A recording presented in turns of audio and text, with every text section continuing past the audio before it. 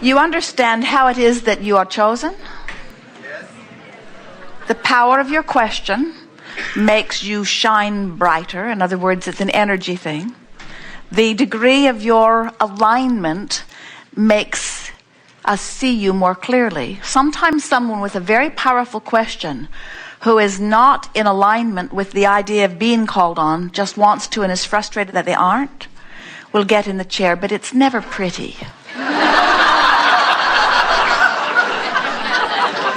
On the aisle here, then here. Great, thank you. Good afternoon. My question came up at lunch with my wife and some others, and as I sat here all morning, I'm thinking about how everybody has skin in the game here. We pay money, we come here, we expect great things. At least I do. And I was thinking, if all these people were gone and we filled this room up with teenagers, because I happen to have two, how does Abraham, or would Abraham, go about sharing this information with teenagers who are so self-absorbed and texting? Well, they are a much better room, we have to tell you.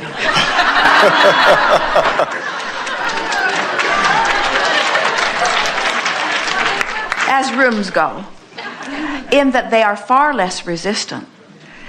A woman said one day, she sat in the back of the room and told everyone afterward that she had been doing everything short of standing on her chair, waving her hand, trying to get called on, but we could not see her at all. Not because she was too far away, but because her energy was out of whack. And during this segment of lunch, she had lunch with her children, which always brought her back into alignment. And during lunch, one of her children said, "Mother, if you get a chance to talk to Abraham, would you ask Abraham a question for me?" So when she came back from lunch, there she was, all lighted up in the corner. She was the first one we called forward. And the little one's question was, why are grown-ups so grumpy? Which really spoke to everything. It spoke to why she wasn't being called on. It's the level of resistance. So teenagers are self-absorbed and not yet feeling guilty about it. In other words... Here I am. You must be self-absorbed in the sense that everything matters to you most. Esther has been astonished in the last few days because there's been something sort of buzzing around in their experience. And as Esther has been visiting with people who she thought had a particular point of view about something, she's been astonished to discover that their point of view does not include her at all. At all. It just knocked her over because she's self-absorbed enough to have thought that she entered into their equation. And it was a little shocking and painful to discover that they had been doing their best to edit her out of their equation. And we say, everyone is self-absorbed. In other words, you must be. That's what we talk about. So when you are not worrying about what other people are doing, but your only attention is upon where you are in a relationship with you, that's the kind of self-absorption that brings you into vibrational alignment with Source and with all of the wonderful things that are in your vibrational escrow. So your question is, what kind of conversation would we have with teenagers? Well, it's better if we meet them without their parents, because their parents are still under the misguided impression that they have the right and the ability to control their children. And everything in the universe works against that. It sure does. In fact, as soon as you give up your need to control anything except your own direction in the stream, you will be a joyful being. For example, let's say that this conversation or this subject is about something with one of your children, one of your teenagers, and you see them living in a way that worries you. And so you see something you don't want, which clarifies what you do want. You worry, which makes you know what you want. You wonder what they're doing wrong, which makes you want them to do something that is good. You worry about their well-being, which makes you further want their well-being. In other words, you have created your own personal vibrational escrow relative to the well-being of your children. But then when your children behave in a way that takes you away from what you want for them, then you're mad at them, because if they would just behave in a way that causes you to line up with the image you have of them or the well-being that you have of them, then you would feel better. Conditional love is, I will find a way to find alignment with my vision of well-being that I wish for my children. Unconditional love is, I will find a way of finding alignment with who I am and my vision of well-being for my children. Conditional love is, you need to straighten up and do something different so that when I look at you, I feel good just in watching what you're doing. Most of the world is running around talking about unconditional love, and you hardly ever meet anybody who's living it. Because almost everybody says, these conditions make me feel good, therefore I vote for them. These conditions make me feel bad, therefore I vote against them. I petition against them. I will ground you. I will bomb you. I will do everything in my power to make you be the way I need you to be so that I feel good. We say the problem with that is there's always another squirrely one squirting out in some other way, misbehaving by your standards. And if you let their behavior be your criteria for your alignment, then you are in trouble, because everyone is selfishly oriented. It's the way it is supposed to be. So by believing in the well-being of your children, by acknowledging their own guidance system, by acknowledging the power that exists within them, by encouraging their self-empowerment, as a parent or as a mentor, as a friend, as anybody who's wanting to assist anybody, if your dominant quest is to assist them in aligning with Source, then you have done all you can do to assist them. And that is everything, really. You teach through the clarity of your example. We've interrupted you. If you want to take this someplace, we're happy to chew with you. Like a chew toy. Pretty much. There I am. This helps. And I guess what brought the subject up at lunch is that constantly there are battles at home sometimes. Battle royale with daughters and sons, 15 and 17 respectively, around these subjects. And we try to put up the fences, and they are self-absorbed, yet a lot of the things that we create allow them to become self-absorbed. Look at MySpace or YouTube or internet messaging or texting, all of which I approve of. I'm in the industry. But then they get wrapped up in that. So then I feel like, well, our job is to keep those fences on there, because, okay, you got to get SATs, you got to go to college, you got all these things. So I don't want to take away from the creativity, but I still want to keep them on the track. The generations coming forward, you have to remember that what you all as a body of people on the planet are living today, you are launching rockets forth into the future that future generations will benefit from. And the rockets that you are launching that are only desires that are born out of what you're living will be the platform from which future generations will come forth. So your children's rocket that they rode in on was different than the rocket you rode in on. And that is the best explanation of the generation gap that we could ever give you.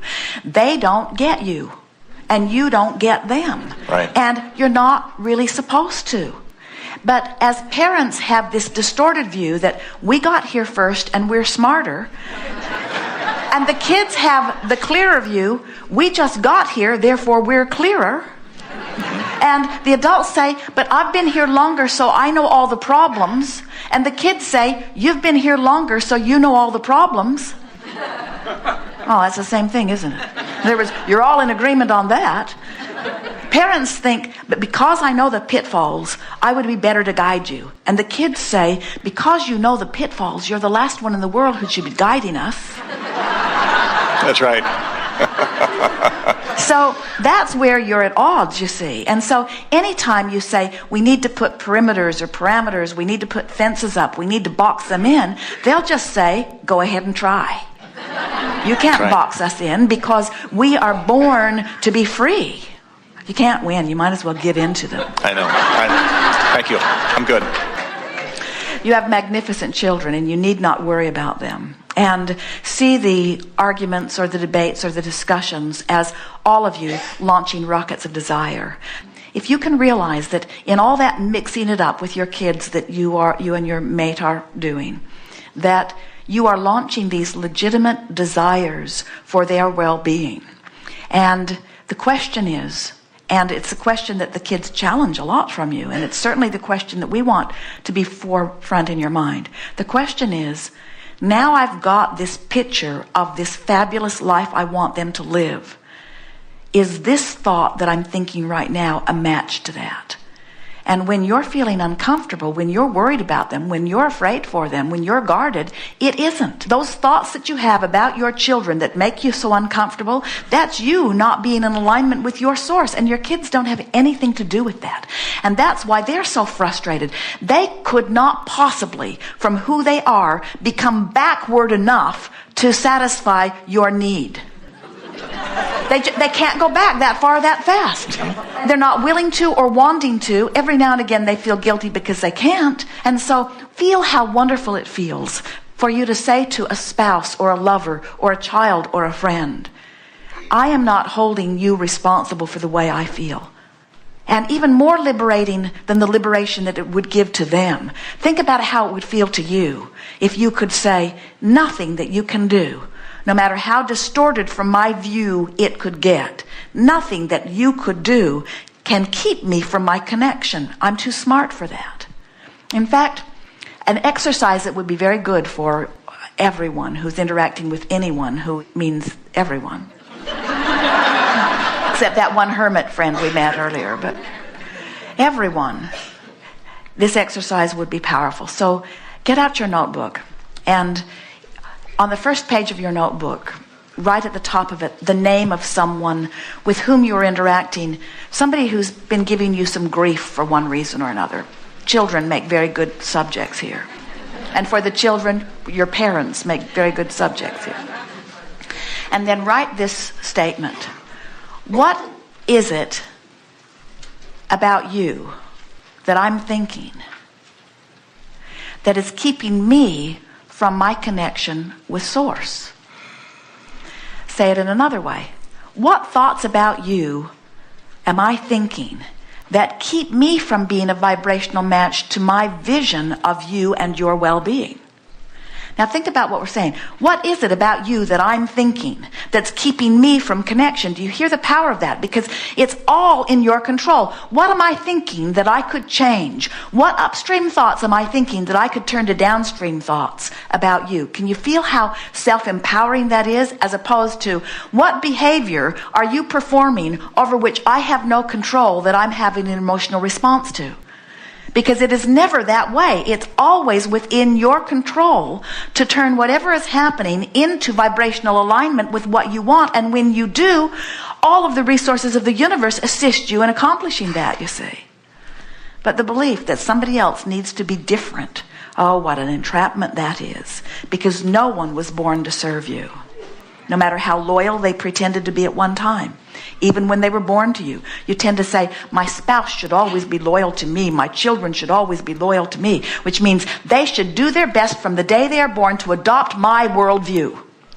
And if they don't adopt my worldview, if they don't accept my religion and my political party and my whatever, if they don't adopt my worldview, then my own children have betrayed me. And we say, don't get yourself in the place of saying that somebody's betraying you when they're only satisfying their own vibrational escrow. They're here to satisfy their vibrational escrow. You're here to satisfy yours. And when you stop asking somebody else to satisfy yours, then and only then will you be free. Thank you. That's what your children came to teach you. Yeah, they did. And my dog. Thank you. Appreciate it. Thank you very much.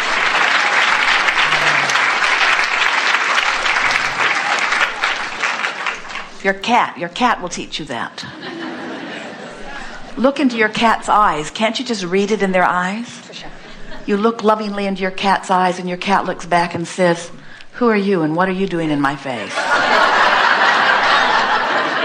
And you say, oh, I'm here to make you important to me. And your cat says, don't waste your time. You will never be important to me. You will never be as important to me as I am to me. Or this mouse is much more important to me than you will ever be.